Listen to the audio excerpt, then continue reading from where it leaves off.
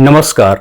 आंध्र प्रदेश के मुख्यमंत्री चंद्रबाबू नायडू ने जनसंख्या नियंत्रण कानून को हटाते हुए अब जनसंख्या को बढ़ाने के लिए नई नई नीतियां ला रहे हैं अपने प्रदेश में।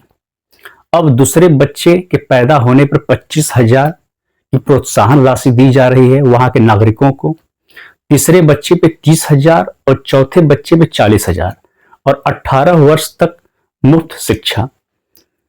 तो ऐसी बहुत सारी सुविधाएं हैं जो दे रहे हैं और वो चाहते हैं कि वहां का जन्म दर बढ़े, क्योंकि वहां पर बुजुर्गों की संख्या बढ़ रही थी और युवाओं और बच्चों की संख्या कम हो रही थी।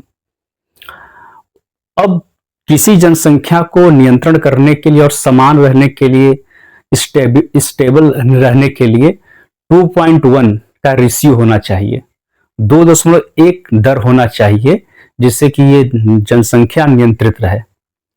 टोटल फर्टिलिटी रेट, कुल जन्म दर जो होना चाहिए वो 2.1 होना चाहिए, तब जाकर वो नियंत्रण रहेगा, सही रहेगा, स्थायी रहेगा। लेकिन वहां पर जो जन्म दर था, कुल जन्म दर 1.5 यानी 1.5 पर आ गया था। तो ये चिंताजनक बात थी उनके लिए।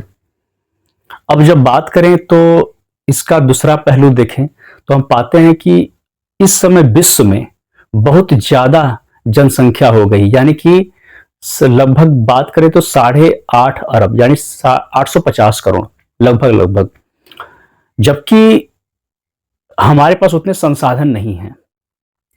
अगर हम 200 करोड़ तक रहते तो बहुत बहुत बेहतर रहता, लेकिन आज हम 800 करोड़ हैं, बहुत बहुत ज्यादा हैं। अब भारत में सिर्फ ऐसा नहीं कि सिर्फ राजनीतिक पार्टी ऐसा चाहती है कि जनसंख्या बढ़े। ये सभी जातियों के लोग, सभी धर्मों के लोग चाहते हैं कि उनकी जनसंख्या बढ़े। लेकिन उसके साथ साथ व्यापारी भी जो पढ़े लिखे अमीर हैं, जैसे हम बात करें तो विश्व के सबसे धनी व्यक्ति जो एलन मस्क हैं, वो भी चाहते हैं कि आबादी बढ़े, क्योंकि उनको प्रोडक्ट बेचना है, सर्विस बेचना है। उनको इस पृथ्वी की बहुत चिंता नहीं है। वो चाहते हैं कि हमारा प्रोडक्ट बिके, सर्विस बिके, उनको अमीर बनना है, बहुत बहुत अमीर बनना है। अभी बात आई थी कि वो कितना ट्रिलियन डॉलर उनके पास पैसा हो गया, मतलब वो हर दिन करोड़ों रुपए खर्च करें तो कई हजार साल बाद उनकी संपत्ति खत्म होगी। एक तरफ भूखमरी बहुत ज्यादा है कि लोग हंगर से भूख से मर रहे हैं। ऐसी स्थिति है कि कब कौन गुजर जाए भूख से ये भी किसी को पता नहीं। हजारों लोग भूख से गुजर रहे हैं पूरे विश्व में, और एक व्यक्ति के पास अथाह संपत्ति है। तो ये जो हमारे पास जो संसाधन है पृथ्वी पर सीमित हैं, उसको आप बढ़ा नहीं सकते हैं। प्राकृतिक तौर पे उतने ही रहेंगे, लेकिन हम जनसंख्या बढ़ा करके, बहुत बहुत बढ़ा करके इन चीजों का दोहन ज्यादा करवा रहे हैं।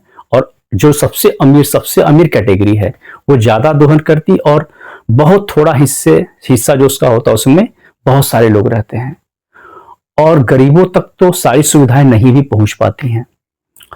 अब उलट हम भारत की बात करें तो जो हमारा जो यहां पर लोकतंत्रात्मक जो व्यवस्था है, तो क्या है कि जनप्रतिनिधि होते हैं जो बहुत सारे लोगों के अगुवा होते हैं, प्रतिनिधित्व करते हैं, तो चाहते हैं उनके पास संख्या बल रहे। तो जनसंख्या को प्रमोट करना, बढ़ाना एक तरीके से सबके एजेंडे में रहता है, लेकिन उस जनसंख्या के बारे में सोचना, उसके संपूर्ण भरण पोषण, शिक्षा और उसके पूरे संसाधन को सोचना, ये उनके बस की बात नहीं, क्योंकि वो तो प्रकृति के पास है ना। तो ये चीज हमें देखना होगा और समझना होगा कि क्या दिक्कतें आ रही हैं। और जनसंख्या नियंत्रण कानून जो पहले था आंध्र प्रदेश में, उसको हटा करके अब जनसंख्या बढ़ाने पर जोर देना और प्रोत्साहन राशि देना कुछ ऐसा है कि अब आंध्र प्रदेश से संबंधित मतलब जितने भी दक्षिण के राज्य हैं वो भी उसको देखा करके, मतलब क्योंकि वहां पर ऐसी स्थिति आ रही है कि 2.1 जो जन्म दर है उससे कम होते जा रहा है। तो हर लोग वही प्रेरणा लेकर के अपने यहां भी प्रोत्साहन राशि देना शुरू कर देंगे, और परिणामतः ये होगा कि जनसंख्या बढ़ाने पर फिर जोर दी जाएगी। तो फिर संसाधन का दुरुपयोग तो होगा ही। लेकिन कोई ये बात नहीं करता है कि जनसंख्या आखिर क्यों नहीं बढ़ पा रही है। अगर हम विचार करें तो उसका कारण क्या है। एक तो इतना कॉम्पिटिटिव युग चल रहा है, फिर इतनी प्रतिस्पर्धा, इतना संघर्ष जीने के लिए। तो जो वहाँ के नौजवान हैं आंध्र के और दक्षिण के, वो क्या करते हैं कि अपने को सेटल करने के लिए समय देते हैं, उद्योग करने के लिए, चाहे पढ़ने के लिए, चाहे करियर सेट करने के लिए।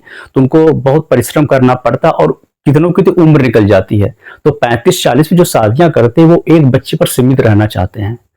तो एक बच्चे पे सीमित रहने या 2 बच्चे या उससे कम पे भी सीमित रहना चाहते हैं। तो उससे क्या हो रहा है कि जन्म दर घट रहा है। उनको पता है कि संघर्ष उनको करना है, बहुत पूंजी की आवश्यकता पड़ेगी परिवार को पालने में, पढ़ाने में, उनको बड़े करने में। तो ये संघर्ष युवा को करना पड़ता है। तो ये कैसे संभव है कि आप जनसंख्या बढ़ाकर उनके संघर्ष को कम करेंगे, जबकि उनके संघर्ष को बढ़ाएंगे, बहुत बहुत बढ़ाएंगे, क्योंकि संसाधन सीमित है और उसमें भी गला काट प्रतियोगिता होगा। तो हमारे सारे जो भी राजनेता हैं उनको सोचना चाहिए कि वास्तव में अगर हमें गरीबों का मसीहा, जनता का मसीहा और इस पूरे नागरिकों के हित के लिए काम करना है, तो हमें जमीनी स्तर पे काम करना होगा और सही स्तर पे काम करना होगा और स्वार्थपरता से ऊपर उठ करके काम होगा। नमस्कार, जय हिंद।